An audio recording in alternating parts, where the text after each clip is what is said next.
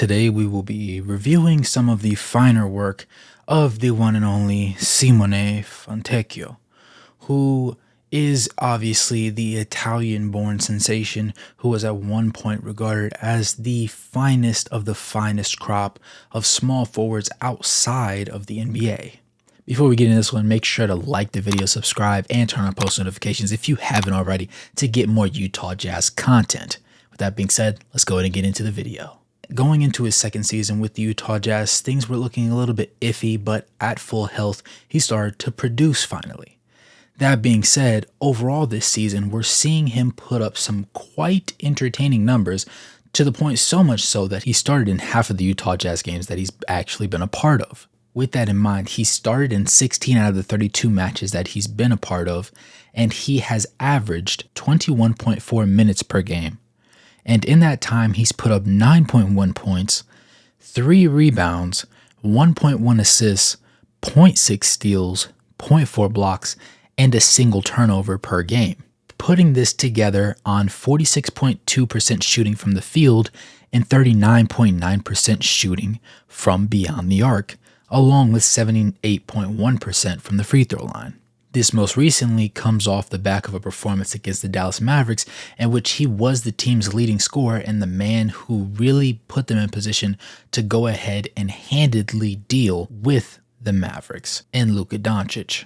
Now, in the 127-90 victory, he actually shot 10 of 16 from the field for 62.5%. He was 3 of 8 from 3, only outshot by the one and only Lauri Markkanen, who was 4 of 8. And he also hit the one free throw that he took to combine along with 6 rebounds and 2 assists. Now, along with this, he had 2 steals, 1 block, and only a single turnover to give himself 24 points on the night and a box score plus minus of a positive 27. Now, his overall true shooting percentage at this point in the season is 61.1, which is quite high and honestly extremely impressive, but considering his usage, it does make sense. With that being said, over the past 5 games, he's only started in 2 of those games, but the ability for him to be put into the starting lineup and also pulled out on a whim and still being capable of producing at the high level that he does stands to the pedigree that he comes from and just his general ability to have a certain level of adaptability that most players quite simply don't have.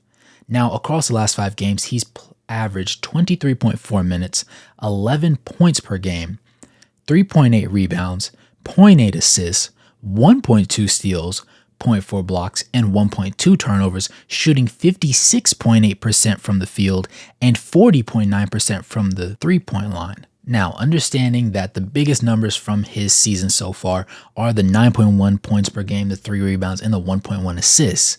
But to go and look specifically at the games that he started, because those are the games where he's playing the bulk of the minutes that he's had this season and sees most of the games where he does end up playing closer to 30 or over 30 minutes, it's important to recognize that he averages 28.6 minutes in those contests. Along with that, he averages 12.6 points, 4.1 rebounds, 1.9 assists, 0.9 steals, 0.6 blocks, 0.9 turnovers, and manages to shoot 44.3% from the field to go along with 37% from beyond the arc and 78.1% from the free throw line. Now, in this same time, he only averages 1.9 fouls per game. However, his box score plus minus is surprisingly a negative 3.4. This is not to say that he's a bad player or that he particularly has any egregious misgivings, but it just stands to show that there have been some less than favorable situations that he has found himself in, with an outlier game being actually the other time the Utah Jazz played the Dallas Mavericks, in which he has a box score plus minus of a negative 40. Now, outliers aside, he does tend to play well in the minutes that he has, and quite honestly, since he's come into this season, he's come with a new, rejuvenated vigor about himself that allows him to outperform the expectations that we really had for him going into the year. Now, last season, we knew that him coming over here from overseas would allow him to be a shooter and really just stretch the floor and make those extra passes. Nobody had supremely high expectations for him, which makes it even more impressive that Fontecchio has been able to go so far with this Utah Jazz roster. Now, the biggest thing about this Utah Jazz roster to keep in mind is that there's no genuinely heavy-egoed individual. It's a culmination of talent and individuals that just have fun and enjoy being around one another. Anytime you see a social media post or anything about them at practice, at games, post-game, whatever the situation may be, they're always fun-loving, having fun, joking with one another. And Fontecchio definitely exudes that energy, particularly when you see him around the lone all-star of the team, Lauri Markkanen, or Kelly Olynyk. Just really all the guys having fun and really going out there and getting after it.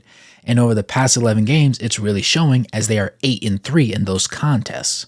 Now, when it comes to Fontecchio specifically, he really finds himself in an interesting spot where he's not the most athletic on the court, and oftentimes he might not particularly be the best shooter. But he also puts himself in the best positions to allow his team to win games and really stay in games that at times they really are being outplayed in.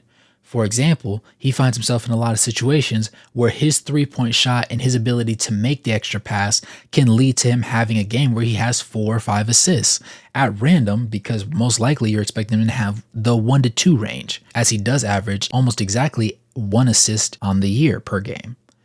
With that being said, he does a lot of things well, and he seems to find a way to be effective when his shot isn't falling, which is very important. As an overseas player, he also understands the importance of moving off the ball, and because of his shooting prowess, it also allows him to put himself into positions where he can be the most successful to assist his team with his own shooting, and also spreading the floor to allow players like the Colin Sextons and the Keontae Georges and the Jordan Clarksons of the world to drive at the rim and have a potential opportunity to kick the ball out and trust him to hit that shot. It's safe to say that with him shooting a 39.9% clip, it's a pretty reliable shot to go to.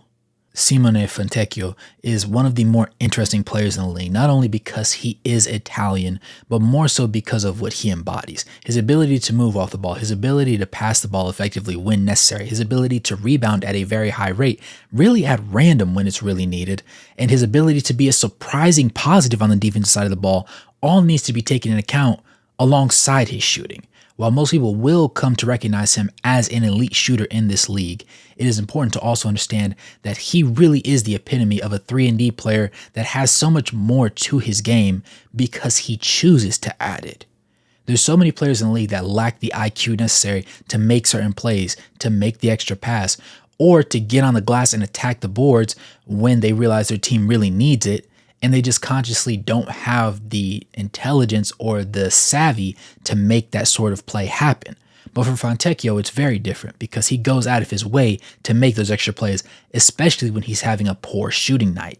And there's something to really be said about that, because you can't teach hustle and you can't teach heart in the NBA.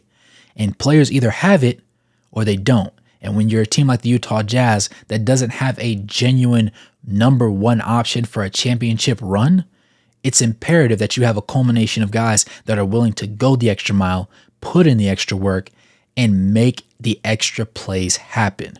And quite honestly, in my opinion, Fontecchio is a perfect reason why this team has been successful in its recent runs and why they will continue to be successful going forward.